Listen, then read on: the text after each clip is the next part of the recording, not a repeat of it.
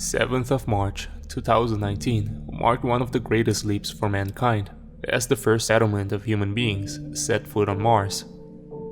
A project about 20 years in the making, finally coming to fruition.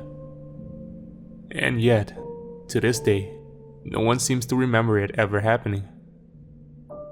7 people gave their lives to set down on Mars, the first step at colonizing another planet. And as such events usually are, it was broadcasted worldwide. Millions of people had their eyes upon Bright Horizon 9 as it landed on the red planet. My family was no exception, and we excitedly gathered together to watch a part of history in the making. Wow, this looks just like Arizona, Jackson said as he took his first step onto Mars' surface. Great. Who the hell let Jackson be the one to speak? First words on Mars. Really inspirational, Cameron said sarcastically. The fact that we could watch people walk on Mars live 30 million miles away was just another testament to ourselves. The fact that we could do anything. Of course, there's a delay when broadcasting from another planet. It takes approximately 10 minutes for a signal to arrive from Mars, depending on what time of year it is. So, live might be an overstatement, but it felt truly magnificent nonetheless. The crew joked around as they took their first walk on the surface, trying to downplay their mixture of nervousness and amazement at the sights. We had all seen pictures from Mars before, but witnessing someone walk around, showing us the environment from their point of view, was something entirely different. Alright, remember, we're not tourists, so let's try to seem professional. At least as long as we're on television, Gordon said, the assigned leader. Each of them had a camera mounted to their helmet, and since us viewers received all the different feeds, we could freely switch the view on command. I've never seen my dad so excited about anything. He had just rounded 60 years of age, and even he acted as if a kid again, just watching the moon landing for the first time, as he did so many years ago.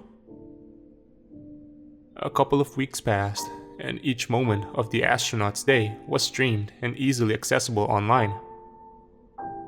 According to the view counter, at least 1 million people watched them each day.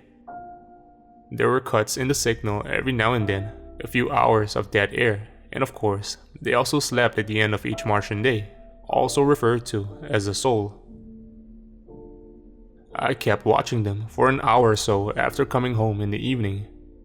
It felt good to live in a time of such scientific advancements, and a part of me dreamed that I might set foot on Mars myself one day. Time flew by, and on April 9th, after about a month on Mars, I sat with my dad and watched the stream of another spacewalk. They were collecting samples and checking the foundation for future settlements. Nothing too exciting, but absolutely worth our time. Gordon was usually the one to lead the team, and though he tended to pick Cameron and Jackson, this time he included Anderson as well, a more quiet guy I'd hardly even noticed before. The crew had sat down at the edge of Valles Marineris, a valley roughly 3 times the size of the Grand Canyon and far deeper. In a way, I had become attached to the crew, watching them almost every day for a month. Jackson was by far my favorite, and judged by his attitude, it was hard to think of him as a professional astronaut, always messing around and joking about the dumbest things. Gordon, on the other hand, fit his leadership role perfectly. Strict, mature, but most of all, caring. The rest of the 7-member crew were your run-of-the-mill geeks, apart from Anderson, who was more of a giant, each perfectly chosen for their part of the mission, but somehow not too interesting to watch. Cameron, the crew's only woman, was the smartest of the bunch and was responsible for most of the station's maintenance. During their expedition, we mostly followed Jackson's feet, only changing over to the other channels while he was busy picking rocks. Well, this sure is something else, Jackson said as they looked over the valley. Yeah, you still think it looks like Arizona, jackass? Cameron asked playfully. She tended to pick on Jackson, as he often responded with his own snide remarks. As different as they were, they made a great duo. To me it seemed like a couple of high school kids flirting, but it was oddly endearing to see how normal life could be on a different planet. It was a particularly dark soul on Mars, and the sun was just about to descend beneath the horizon, meaning the crew had to return to their station. The sunset on Mars differed greatly from the romantic scene we see on Earth, blue and cold. It was more eerie than beautiful, rising a sense of dread in my body. I think I prefer Earth's sunsets, Jackson said. Yeah, gonna be a while until we see one of those again. If they ever come to pick us up, that is, Jackson added. Once the sun had set sufficiently low, Gordon ordered everyone to pack up. The crew abided, but seemed upset that their work had been cut short. Before the crew could even begin to collect their things, the audio glitched out completely, and the entire feed was cut from any camera available. Not a big deal, it happened often enough to seem trivial. The feed returned after a couple of minutes as I came back from the kitchen with a cup of tea.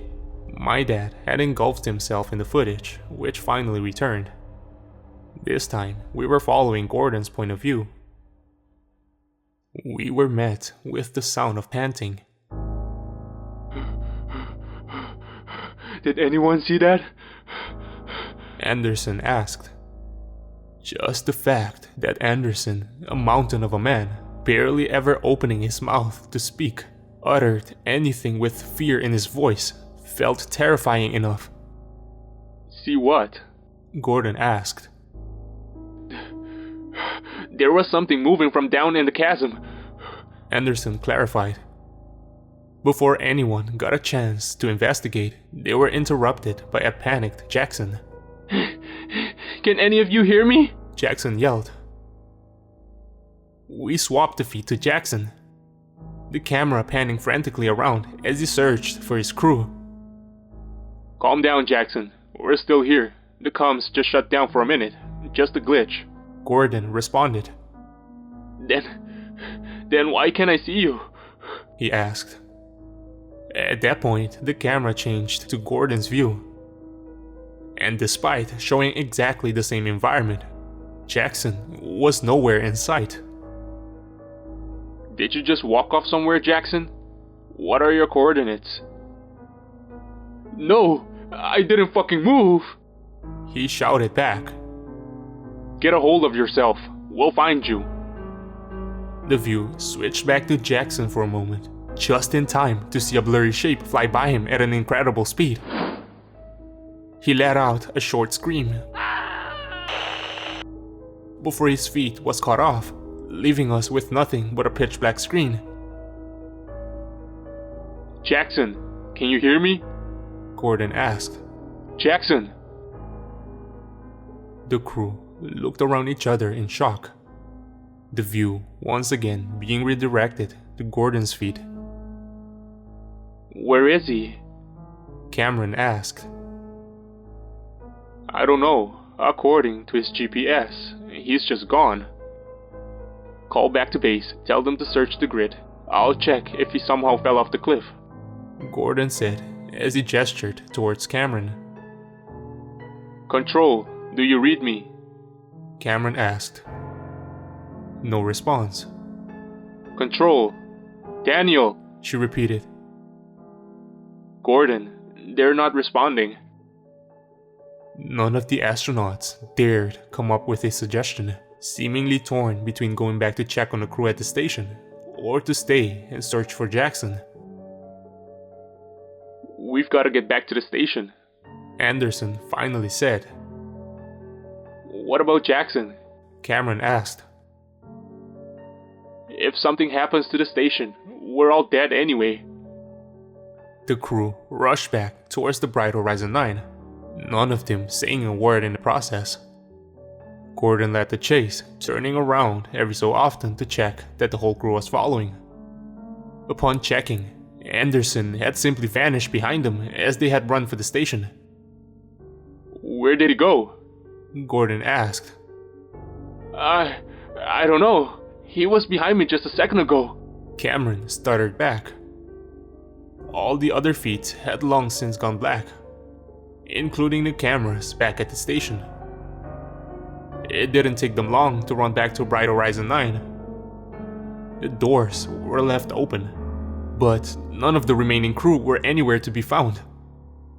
Gordon was becoming more frantic by the minute, losing the clear composure he had kept up that far in the mission. Shit. What happened to them? He said. I don't know. I sealed the door. I'll look for any heat signatures in the vicinity. Cameron said. She desperately typed away at the console, re-scanning over and over. There's no one. Wait. Whatever the console read was beyond my understanding of computers and gadgets. I was simply glued to the screen. Not me, nor my father uttered a word. A minuscule amount of hope returned to Cameron's voice. Jackson's tracker just came back on, she yelled joyfully. Gordon was heading for the door again. I'm going back out to find him.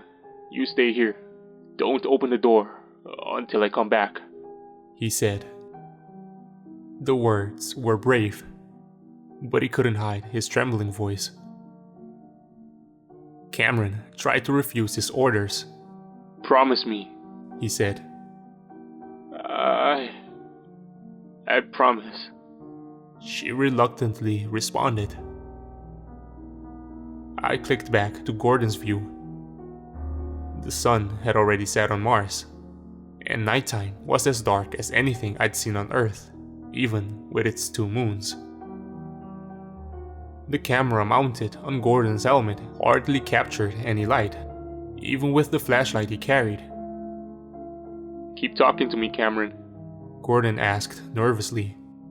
It shouldn't take long before I reach Jackson. Do you see any movement around you? Nothing. It's too dark, Gordon said. Wait. Jackson's GPS tracker is moving towards me. He paused, checking the location. Wait a minute. He's moving at more than 50 miles an hour. That's not... He fell silent, and his feet cut off. Cameron sat back in shocked defeat. She didn't even attempt to call out for her friends. She knew they were long gone. She simply stood up and walked towards the kitchen. Without saying a word, she picked up one of the knives and slit her own throat, the decision taking less than a split second. Since we saw it from her point of view, it was hard to tell exactly what happened.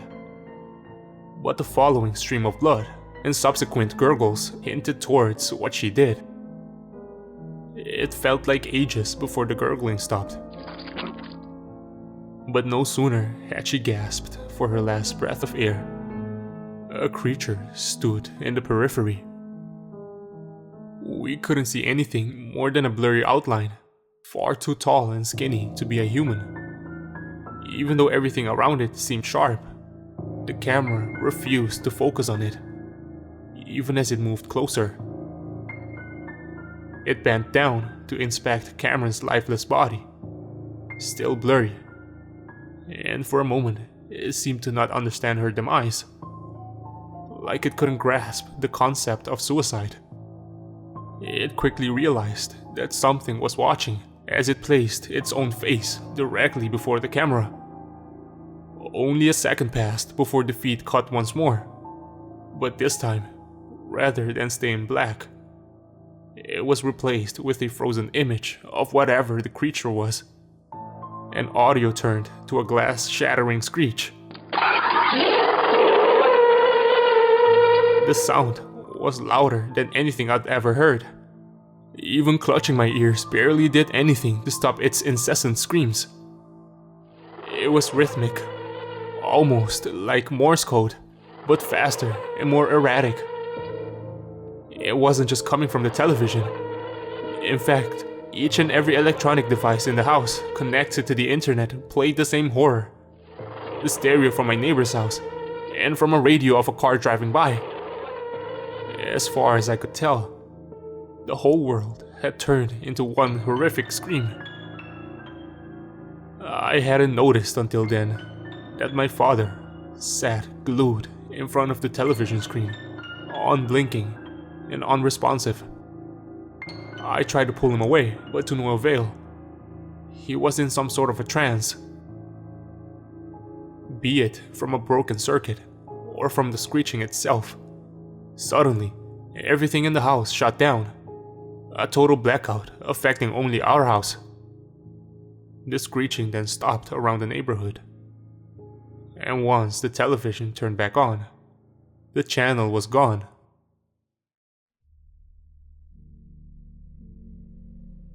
It's been a month since the events of Bright Horizon 9, and there's not a shred of evidence of this ever happening. According to every available source, we haven't even visited Mars yet. My parents made me talk to a shrink, and I almost convinced myself I had gone crazy for a while. But here I am, desperately looking for someone else that remembers. I don't know why I haven't forgotten, but I can't be alone. These things, whatever they are, killed the entire crew without breaking a sweat, and managed to hijack the equipment on board Bright Horizon 9, erasing the collective memory of the entire human race. They needed us to forget, so that we can't fight back. I truly hope I'm crazy, because if I'm not, they are coming here next.